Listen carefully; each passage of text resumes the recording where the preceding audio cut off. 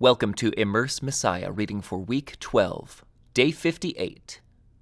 That same day, Jesus was approached by some Sadducees, religious leaders who say there is no resurrection from the dead. They posed this question: "Teacher, Moses said, if a man dies without children, his brother should marry the widow and have a child who would carry on the brother's name. Well, suppose there were 7 brothers. The oldest one married and then died without children, so his brother married the widow. But the second brother also died, and the third brother married her. This continued with all 7 of them. Last of all, the woman also died. So tell us, whose wife will she be in the resurrection? For all 7 were married to her." Jesus replied, "Your mistake is that you don't know the Scriptures, and you don't know the power of God. For when the dead rise, they will neither marry nor be given in marriage. In this respect, they will be like the angels in heaven. But now, as to whether there will be a resurrection of the dead, haven't you ever read about this in the Scriptures? Long after Abraham, Isaac, and Jacob had died, God said, 'I am the God of Abraham, the God of Isaac, and the God of Jacob.' So he is the God of the living, not the dead."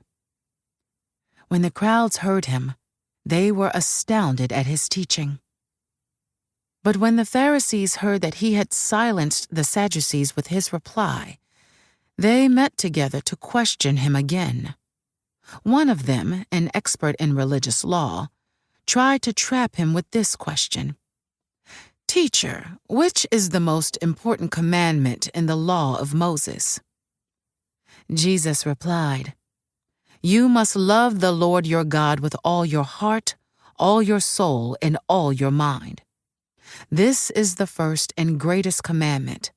A second is equally important: love your neighbor as yourself. The entire law and all the demands of the prophets are based on these 2 commandments." Then, surrounded by the Pharisees, Jesus asked them a question: "What do you think about the Messiah? Whose son is he?" They replied, "He is the son of David." Jesus responded, "Then why does David, speaking under the inspiration of the Spirit, call the Messiah my Lord?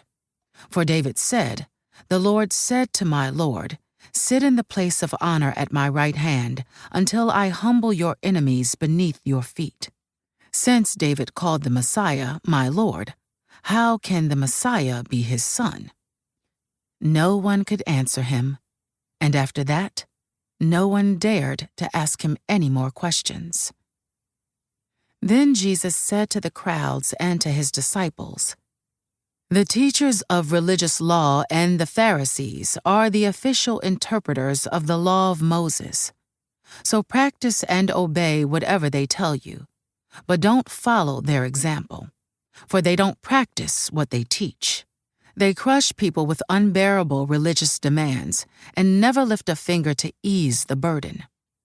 Everything they do is for show. On their arms they wear extra-wide prayer boxes with scripture verses inside, and they wear robes with extra-long tassels, and they love to sit at the head table at banquets and in the seats of honor in the synagogues. They love to receive respectful greetings as they walk in the marketplaces, and to be called Rabbi. Don't let anyone call you Rabbi, for you have only one teacher, and all of you are equal as brothers and sisters. And don't address anyone here on earth as Father, for only God in heaven is your Father. And don't let anyone call you Teacher, for you have only one teacher, the Messiah. The greatest among you must be a servant, but those who exalt themselves will be humbled, and those who humble themselves will be exalted. What sorrow awaits you teachers of religious law and you Pharisees, hypocrites! For you shut the door of the kingdom of heaven in people's faces. You won't go in yourselves, and you don't let others enter either. What sorrow awaits you teachers of religious law and you Pharisees, hypocrites! For you cross land and sea to make one convert, and then you turn that person into twice the child of hell you yourselves are. Blind guides, what sorrow awaits you!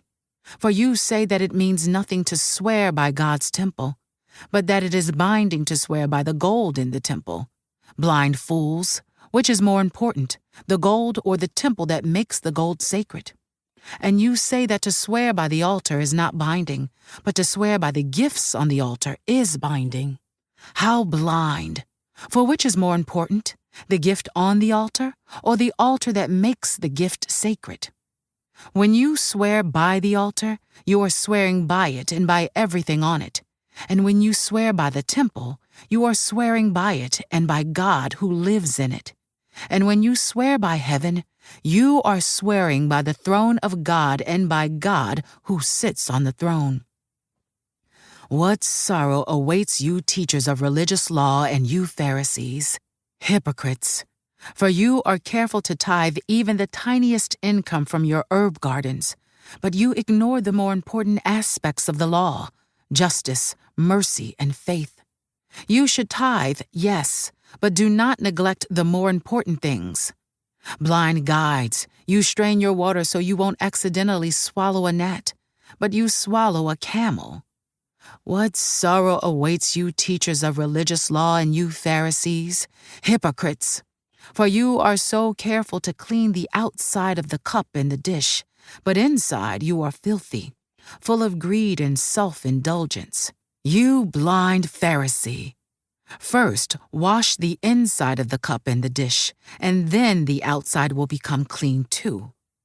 What sorrow awaits you teachers of religious law and you Pharisees, hypocrites! For you are like whitewashed tombs, beautiful on the outside, but filled on the inside with dead people's bones and all sorts of impurity. Outwardly, you look like righteous people, but inwardly your hearts are filled with hypocrisy and lawlessness. What sorrow awaits you teachers of religious law and you Pharisees, hypocrites! For you build tombs for the prophets your ancestors killed, and you decorate the monuments of the godly people your ancestors destroyed. Then you say, if we had lived in the days of our ancestors, we would never have joined them in killing the prophets. But in saying that, you testify against yourselves that you are indeed the descendants of those who murdered the prophets. Go ahead and finish what your ancestors started. Snakes, sons of vipers, how will you escape the judgment of hell? Therefore, I am sending you prophets and wise men and teachers of religious law, but you will kill some by crucifixion, and you will flog others with whips in your synagogues, chasing them from city to city. As a result, you will be held responsible for the murder of all godly people of all time, from the murder of righteous Abel to the murder of Zechariah, son of Berechiah, whom you killed in the temple between the sanctuary and the altar. I tell you the truth, this judgment will fall on this very generation. O Jerusalem, Jerusalem, the city that kills the prophets and stones God's messengers! How often I have wanted to gather your children together as a hen protects her chicks beneath her wings, but you wouldn't let me. And now, look, your house is abandoned and desolate. For I tell you this, you will never see me again until you say, blessings on the one who comes in the name of the Lord. As Jesus was leaving the temple grounds, his disciples pointed out to him the various temple buildings. But he responded, Do you see all these buildings? I tell you the truth, they will be completely demolished. Not one stone will be left on top of another. Later, Jesus sat on the Mount of Olives. His disciples came to him privately and said, Tell us, when will all this happen? What sign will signal your return and the end of the world? Jesus told them, Don't let anyone mislead you, for many will come in my name claiming, I am the Messiah. They will deceive many. And you will hear of wars and threats of wars, but don't panic. Yes, these things must take place, but the end won't follow immediately. Nation will go to war against nation, and kingdom against kingdom. There will be famines and earthquakes in many parts of the world. But all this is only the first of the birth pains, with more to come. Then you will be arrested, persecuted, and killed. You will be hated all over the world because you are my followers. And many will turn away from me and betray and hate each other. And many false prophets will appear and will deceive many people. Sin will be rampant everywhere, and the love of many will grow cold. But the one who endures to the end will be saved, and the good news about the kingdom will be preached throughout the whole world, so that all nations will hear it. And then the end will come. The day is coming when you will see what Daniel the prophet spoke about, the sacrilegious object that causes desecration standing in the holy place. Reader, pay attention. Then those in Judea must flee to the hills. A person out on the deck of a roof must not go down into the house to pack. A person out in the field must not return even to get a coat. How terrible it will be for pregnant women and for nursing mothers in those days. And pray that your flight will not be in winter or on the Sabbath, for there will be greater anguish than at any time since the world began. And it will never be so great again. In fact, unless that time of calamity is shortened, not a single person will survive. But it will be shortened for the sake of God's chosen ones. Then if anyone tells you, "Look, here is the Messiah," or "There he is," don't believe it. For false messiahs and false prophets will rise up and perform great signs and wonders so as to deceive, if possible, even God's chosen ones. See, I have warned you about this ahead of time. So if someone tells you, "Look, the Messiah is out in the desert," don't bother to go and look. Or, "Look, he is hiding here," don't believe it. For as the lightning flashes in the east and shines to the west, so it will be when the Son of Man comes. Just as the gathering of vultures shows there is a carcass nearby, so these signs indicate that the end is near. Immediately after the anguish of those days, the sun will be darkened, the moon will give no light, the stars will fall from the sky, and the powers in the heavens will be shaken. And then at last the sign that the Son of Man is coming will appear in the heavens, and there will be deep mourning among all the peoples of the earth. And they will see the Son of Man coming on the clouds of heaven with power and great glory. And he will send out his angels with the mighty blast of a trumpet, and they will gather his chosen ones from all over the world, from the farthest ends of the earth and heaven. Now learn a lesson from the fig tree. When its branches bud and its leaves begin to sprout, you know that summer is near. In the same way, when you see all these things, you can know his return is very near, right at the door. I tell you the truth, this generation will not pass from the scene until all these things take place. Heaven and earth will disappear, but my words will never disappear. However, no one knows the day or hour when these things will happen, not even the angels in heaven or the Son himself. Only the Father knows. When the Son of Man returns, it will be like it was in Noah's day. In those days before the flood, the people were enjoying banquets and parties and weddings right up to the time Noah entered his boat. People didn't realize what was going to happen until the flood came and swept them all away. That is the way it will be when the Son of Man comes. 2 men will be working together in the field. One will be taken, the other left. 2 women will be grinding flour at the mill. One will be taken, the other left. So you, too, must keep watch, for you don't know what day your Lord is coming. Understand this. If a homeowner knew exactly when a burglar was coming, he would keep watch and not permit his house to be broken into. You also must be ready all the time, for the Son of Man will come when least expected. A faithful, sensible servant is one to whom the master can give the responsibility of managing his other household servants and feeding them. If the master returns and finds that the servant has done a good job, there will be a reward. I tell you the truth, the master will put that servant in charge of all he owns. But what if the servant is evil and thinks, "My master won't be back for a while," and he begins beating the other servants, partying, and getting drunk?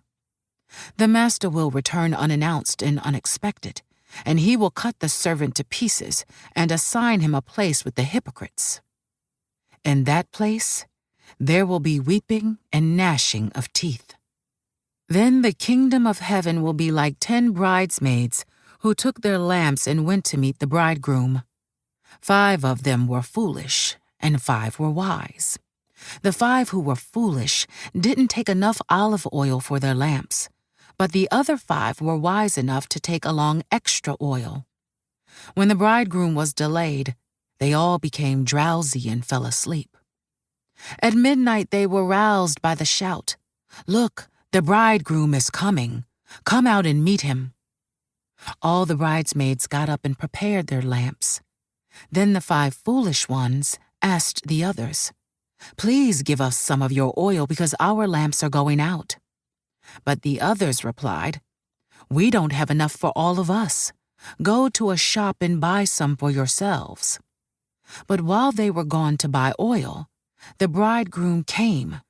Then those who were ready went in with him to the marriage feast, and the door was locked. Later, when the other 5 bridesmaids returned, they stood outside calling, "Lord, Lord, open the door for us." But he called back, "Believe me, I don't know you." So you too must keep watch, for you do not know the day or hour of my return. Again, the kingdom of heaven can be illustrated by the story of a man going on a long trip. He called together his servants and entrusted his money to them while he was gone. He gave 5 bags of silver to one, 2 bags of silver to another, and 1 bag of silver to the last, dividing it in proportion to their abilities. He then left on his trip. The servant who received the 5 bags of silver began to invest the money and earned 5 more. The servant with 2 bags of silver also went to work and earned 2 more. But the servant who received the 1 bag of silver dug a hole in the ground and hid the master's money. After a long time, their master returned from his trip and called them to give an account of how they had used his money. The servant to whom he had entrusted the 5 bags of silver came forward with 5 more and said, "Master, you gave me 5 bags of silver to invest, and I have earned 5 more." The master was full of praise. "Well done, my good and faithful servant. You have been faithful in handling this small amount, so now I will give you many more responsibilities. Let's celebrate together."